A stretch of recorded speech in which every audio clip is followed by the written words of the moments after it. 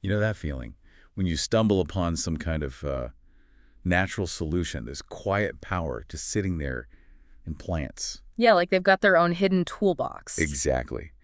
And today, we're diving into one specific tool with Kesser and Steen. They took this trip to a garden nursery. Right. Curious about willow branches and specifically this compound, salicylic acid. And their chat with the man in the green shirt there, that was kind of the starting point. That's right. So for you listening, our mission here is to really unpack what Kesser and Steen were after. Like, where exactly in the willow branch is the most salicylic acid? Uh-huh. And maybe more practically, how could they hang on to it? You know, preserve it for using later with some blueberry cuttings. Okay. And we'll touch on Steen's medicine bag, this pouch they had, and also this neat idea about using willow for making charcoal, for drawing. Cool. So it's really about their hands-on experience and the science behind it all. Precisely, focusing on their journey. Okay, so let's start with Kesser. Yeah. The source mentions Kesser is health vialed med, this whole concept. Yeah, totally captivated, right? This idea that plants make their own medicines, their own defenses, things with all sorts of interesting uses. And that's what drove them, that enthusiasm, to go see the man in the green shirt with Steen. Mm-hmm. And I love that we even get his greeting. Hey guys, jeg er klar om det bliver bliks, hvis der other noget jeg kan hjælpe jer med. Yeah, it just immediately paints a picture, doesn't it? Yep. Helpful, open, sets the stage. It does. It shows Kesser's core curiosity, seeing plants as these, I don't know, dynamic little factories. Exactly, not just static green things. And that curiosity is really driving their whole exploration here. Absolutely. And the star of the show, so to speak, is salicylic acid. Now, people might know that name, maybe from aspirin, but what's it actually doing in the plant? Good question. Well, salicylic acid, or SA, it's a naturally occurring plant hormone. It's part of this group called phenolic acids. Phenolic acids, okay. Yeah, they're known for antioxidant properties, other good stuff. And SA itself, it comes from something called salicin. Ah, salicin. And interestingly, like the source points out, it was first found in salic species, which is willow. Makes sense. Yeah, and willow can have quite a bit of salicin, maybe around 10%, which is significant. Inside the plant, it's mainly made in the cytoplasmic cells, the main working parts of the cell. 10%. Wow. Okay, so it's definitely not just a tiny trace amount. And the source says it plays a crucial role. What does it do for the plant? Right. It's really vital. It's involved in growth, development, lots of processes. But maybe the biggest thing for this discussion is how it helps plants handle stress. Stress. Like what kind of stress? Both kinds, really. Biotic stress, so like pests and diseases attacking it. And abiotic stress, things like drought or, too much heat or cold. Okay. How does it help? There's something called system-acquired resistance, SAR. Think of it like a plant-wide alarm system. Or maybe an immune booster. Ah, I see. So if one part gets attacked. Exactly. SAR helps the whole plant ramp up its defenses. So yeah, key takeaway. Salicylic acid is like the plant's internal alarm and defense booster. That makes a lot of sense, like its own little security system. And the source gave some specific examples too, right? It did, yeah. There was a study mentioned with brassica plants. Cabbages, mustard greens, that family. They sprayed them with different levels of salicylic acid. And they actually saw, noticeable improvements in growth. Taller plants, more branches, bigger leaves. So it's not just defense.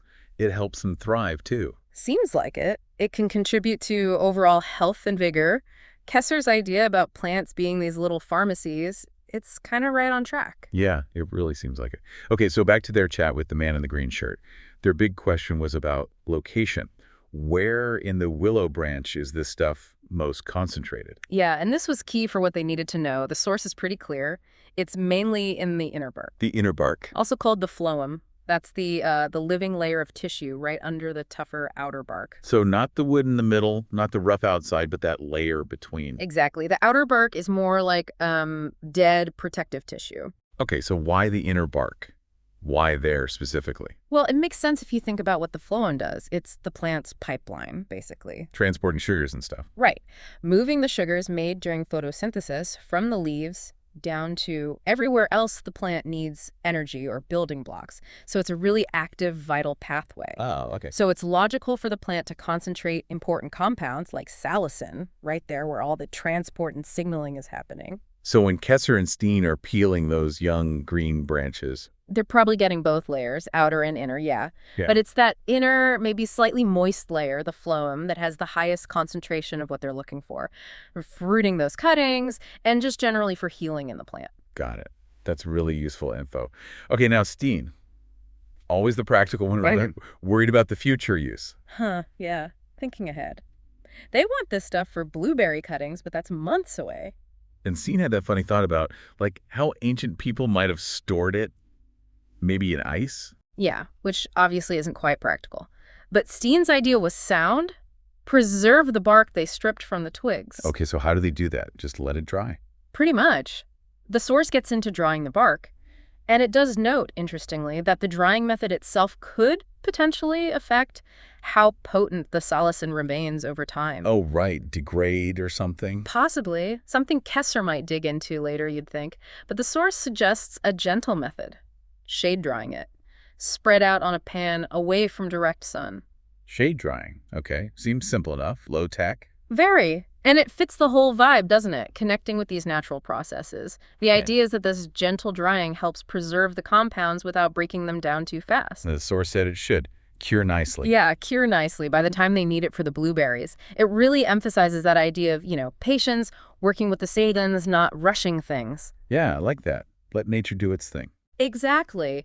The source even gets a bit poetic, suggesting by next spring there'll be old hands at making fresh willow water like it's a seasonal ritual, passing down that plant wisdom. That's a lovely image. It's more than just chemistry. It's a connection. Now, what about Steen's medicine bag? It's mentioned as a nice pouch. Right.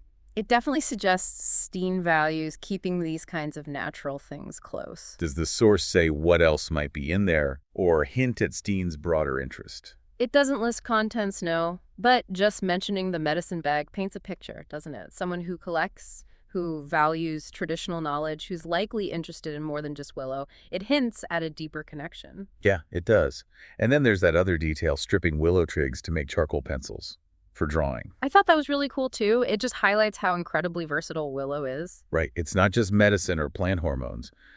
It's art supplies, too. Exactly. Nature providing all these different resources. If you just, look and figure out how to use them, willow becomes this symbol of resourcefulness. This whole project they're doing, it has this feel, like the source says, of using old-fashioned drugs. Yeah, but not like clinical trial drugs. More like knowledge passed down through actually doing things, through experience. And there's that metaphor of the lizard totem, regeneration. Yeah. Tying it into plants, growing new roots, it's evocative. It connects that natural world idea of renewal right back to what they're trying to achieve with the cuttings. And Kesser's hands-on stuff, looking at the bark layers, testing pH with red cabbage. The source calls it juicy plant alchemy. Yeah. It really brings the science alive, doesn't it? Making it tangible. And that color shift they noticed with the cabbage indicator, that could genuinely suggest a pH difference between the bark layers. Different chemistry going on. It's such a contrast, isn't it? Between, say, finding details in a massive reference book. Yeah. Like that Hager's handbook mentioned. Right, which lists compounds, doses, very precise. Versus the kind of knowledge Kesser and Steen are getting. Sensory knowledge. Yeah. Experiential. That's a really key point. Those scientific texts are invaluable, obviously, for data, but they often miss the richness of direct experience. Like what? Like the smell of the fresh willow bark, which the source mentions, or noticing subtle changes during drying, or just developing that intuition, that trust, and knowing the right time to do things, like steeping the bark. Kind of writing their own handbook. In a way, yeah. A personal herbal handbook written through seasons, smells, touch, direct interaction, not just reading about it. It feels really authentic, like they're tapping into something real. The source says that's how the real medicine moves through practice and presence. Oma would be proud. That line really nails it, I think. It captures the essence. It's about respect, engagement, learning through doing, building a connection that's, well, deeper than just understanding the chemistry. And, in today's world with so much online noise, maybe that kind of storytelling rooted in actual experience carries a different kind of weight. Yeah, I think it does. And their approach, starting with something pretty accessible like willow bark, it's a great way in. It really is. Respectful, careful, connecting with that older wisdom. Okay, so wrapping this up for everyone listening, our deep dive into Kesser and Steen's garden nursery visit.